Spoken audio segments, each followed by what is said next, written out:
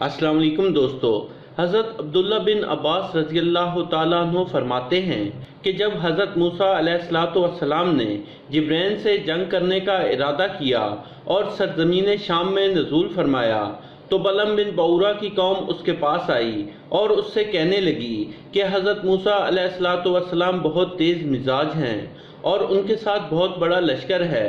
वो यहाँ इसलिए आए हैं ताकि हमसे जंग करें और हमें हमारे शहरों से निकाल कर हमारे बजाय बनी इसराइल को इस सरजमीन में आबाद करें। तेरे पास इसमें आज़म है और तुम ऐसे शख्स हो कि तुम्हारी हर दुआ कबूल होती है। तुम निकलो और अल्लाह ताला से दुआ करो कि वो इन्हें यहाँ से भगा दे। कौम की बात सुनकर बलम ने कहा, अफसोस है तुम पर, हज़रत मूसा अलैहिस्सलाम अल्लाह ताला के नबी हैं और उनके साथ फरिश्ते और ईमानदार लोग हैं, इसलिए मैं उनके खिलाफ कैसे बद्दुआ कर सकता हूँ। मुझे अल्लाह ताला की तरफ से जो इल्म मिला है उसका तकाजा ये है, अगर मैंने हज़रत मूसा अलैहिस्सलाम के साथ ऐसा किया तो मेरी दुनिया और आखिरत बर्बाद हो जाएगी।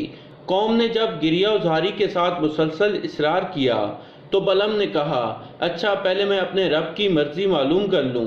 बलम का यही तरीका था कि जब वो कोई दुआ करता था तो पहले मर्जी इलाही मालूम करता था और ख्वाब में इसका जवाब मिल जाता था।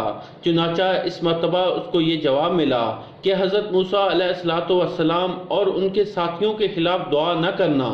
चुनाचा इसने कौम से कहा कि मैंने अपने रब से इजाज़त चाही थी, मगर मेरे रब ने उनके खिलाफ बदुआ करने की ममानियत फरमा दी है।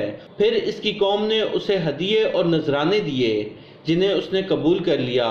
इसके बाद कौम ने दोबारा इससे बदुआ करने की दरख्वास्त की तो दूसरी मरतबा बलम ने रब ताला से इजाज़त चाही। अब की बार उसको कोई जवाब न मिला। इसने कौम से कह दिया कि मुझे इस मरतबा कुछ जवाब नहीं मिला। वो लोग कहने लगे, अगर अल्लाह ताला को मंजूर ना होता तो वो पहले की तरह दोबारा भी साफ मना फरमा देता। फिर कौम ने और भी ज्यादा इसरार किया, हत्ता कि वो उनकी बातों में आ गया। चुनाचा बलम बिन बऊरा अपनी गधी पर सवार होकर एक पहाड़ की तरफ रवाना हुआ।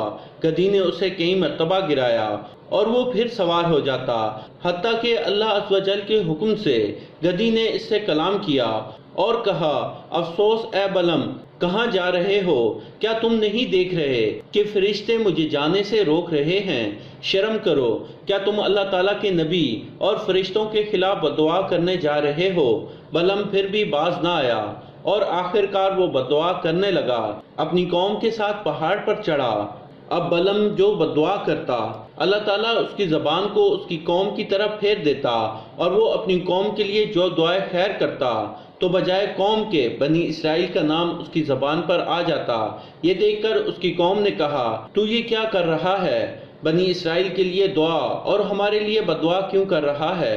बलम ने कहा, ये मेरे इख्तियार की बात नहीं, मेरी ज़बान मेरे कब्ज़े में नहीं है। अल्लाह ताला की कुदरत मुझ पर गालिब आ गई। इतना कहने के बाद उसकी ज़बान निकलकर उसके सीने पर लटक गई। उसने अपनी कौम से कहा, मेरी तो दुनिया और आखिरत दोनों बर्बाद हो गई। अब मैं तुम्हें इनके खिलाफ एक तदबीर बताता हूँ। तुम हसीन व जमील औरतों को बना सवार कर उनके लश्कर में भेज दो। अगर उनमें से एक शख्स ने भी बदकारी कर ली तो तुम्हारा काम बन जाएगा, क्योंकि जो कौम ज़ना करे अल्लाह ताला उस पर सख्त नाराज़ होता है और उसे कामयाब नहीं होने देता। चुनाचा बलम की कौम ने इसी तरह किया। जब औरतें बन सवर कर लश्कर में पहुंची तो एक किनानी औरत बनी इसराइल के एक सरदार के पास से गुजरी तो वो अपने हुस्न जमाल की वजह से उससे पसंद आ गई। हज़रत मूसा अलैहिस्सलाम के मना करने के बावजूद उस सरदार ने इस औरत के साथ बदकारी की। इसकी पादाश में उसी वक्त बनी इसराइल पर ताउन मुसल्लत कर दिया गया। हज़रत मूसा अलैहिस्सलाम का मुशीर उस वक्त वहाँ मौजूद नहीं था। जब वो आया तो उससे बदकारी का किस्सा मालूम होने के बाद मर्द औरत दोनों को कत्ल कर दिया।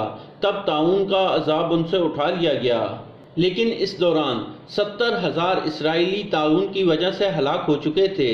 यह वाक़या कुरान मजीद की सूरत अल अहराफ में मौजूद है। तो दोस्तों, ये थी हमारी आज की सच्ची कहानी। पसंद आने की सूरत में लाइक करें और अपने दोस्तों के साथ शेयर करें और मज़ीद ऐसी कहानियों के लिए हमारे चैनल को सब्सक्राइब करते हुए साथ मौजूद घंटी का बटन भी दबा दें। शुक्रिया।